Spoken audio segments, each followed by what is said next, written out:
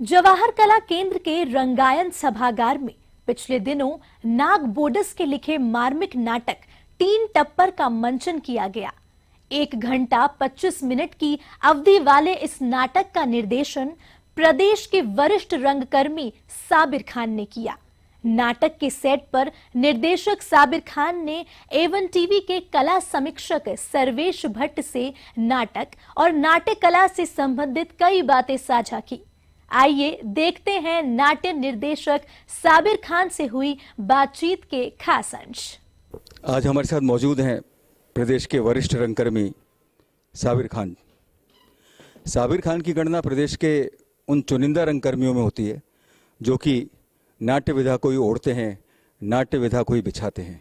साबिर जी, ये तीन टप्पर नाटक नाग बोडस का लिखा है, आपके जीवन में ये क्या महत्व रखता है और क्या इस नाटक को लेकर आपकी विचारधारा है? देखिए, मैंने जिस तरीके के नाटक किए हैं वो कहीं ना कहीं सोशली रिलेवेंटेड प्लेज होते हैं, सारे के सारे हैं। क्योंकि नाटक एक ऐसा मीडियम है जो कुछ हमारे समाज में अच्छा बुरा घटता है, उसका एक रिफ्लेक्शन होता है जो हम स्टेज पर दिखाते हैं।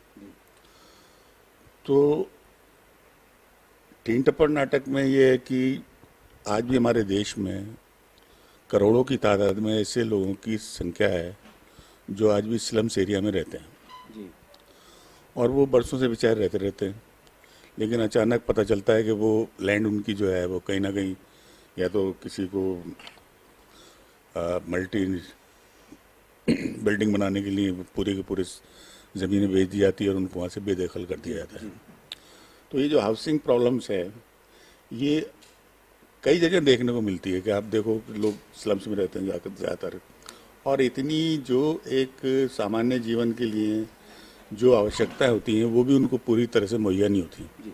लेकिन फिर भी दिन भर सारे गरीब मेहनत मजदूरी करके शाम को अपने उन तीन टप्परों के अंदर जाके अपनी ज़िंदगी गुजारते हैं, लेकिन अचानक पता चलता है कि एक दिन वो भी उनसे छीन लिए गए।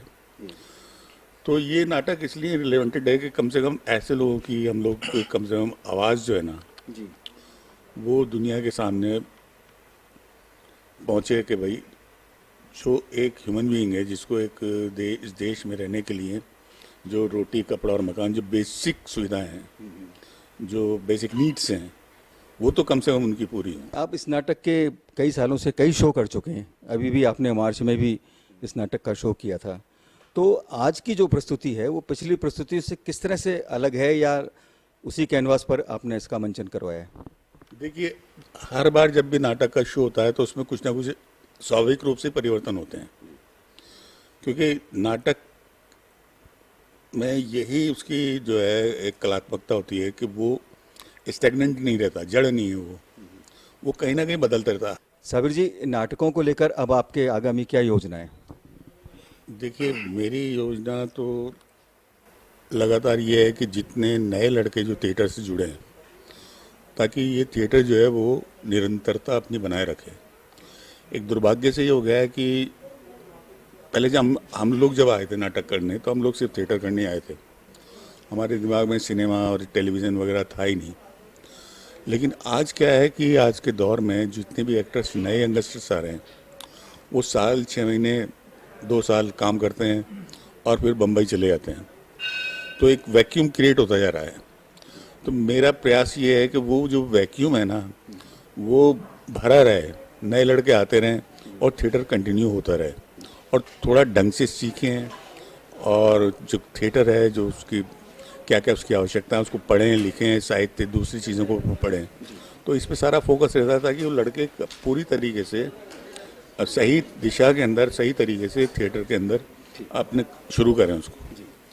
तो मेरा ज़्यादातर प्रयास यही है कि ज़्यादा यंगस्टर्स को तैयार करना और उनको थिएटर के साथ जोड़ना और नए जितने प्लेज हों, नए अच्छे अच्छे नाटक हों, उनको उनके साथ शो करना। जैसे तीन टप्पर का भी मैं इसलिए करता हूँ कि इसमें हर लड़के को एक तो एक्टिंग करने का मौका मिलता है और क्योंकि और वो ऐसे लोगों के पात्र को एक्ट करते हैं जिनको उन्होंने कभी भोगा नहीं है। गरीबों के ज़्यादातर हमारे पास मिडिल क्लास के बच्चे आते हैं, लेकिन वो स्लम्स एरिया में जो गरीब मेहनत कश मजदूर ये लोग रह रहे हैं उनकी लाइफ क्या होती है, तो उसके बारे में इन लोगों को, जो लड़के काम करते हैं, इनको मैं ऑब्जर्वेशन के लिए भेजता हूँ स्लम्स के अंदर, तो देख कर आते हैं सारा। फिर तो ये पूरी कोशिश रहती है कि नए यंगस्टर्स को एक सही तरीके से ट्रेन करके उनको थिएटर के साथ जोड़ना।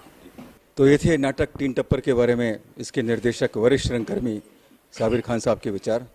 आइए देखते हैं नाटक तीन टप्पर की कुछ झलकियां।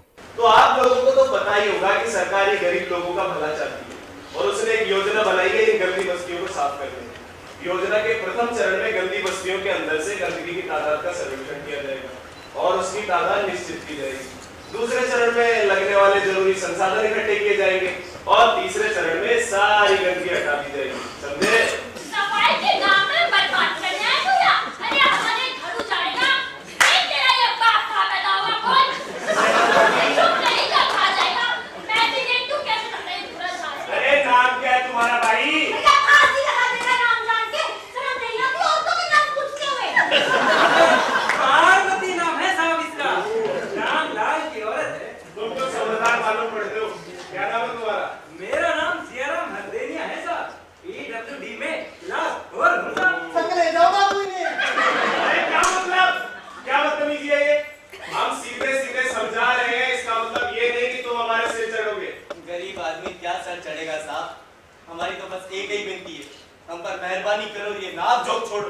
अरे तेरा तो दिमाग खराब है। ये कचरा हटेगा और यहाँ बगीचा बनेगा, समझा? बाबा बाबा फिर तो यहाँ रौनक हो जाएगी। भरोसा नहीं होता साहब, आप तो सफाई करवा कर चले जाओगे, फिर कोई धन्ना सेठ आकर यहाँ पर बिल्डिंग तान देगा। और वैसे भी साफ सुथरी जगह पर सेठ ऐसे टूटता है जैसे रोटी पर कुत्ता। अरे वो तो क्या, ज्यादा झंझट पसंद है नहीं हमें। चलो जाओ कन्हैया, काम चालू कर बेटे। बड़ा है काम चालू करने वाला। अरे मैं भी देख तू कैसे होता है काम। हम काम नहीं करने देंगे बाबू। अरे तुम लोग समझते क्या हो अपने आप को? चलो निकलो। हम नहीं भागेंगे, तुम भागोगे। बोले रे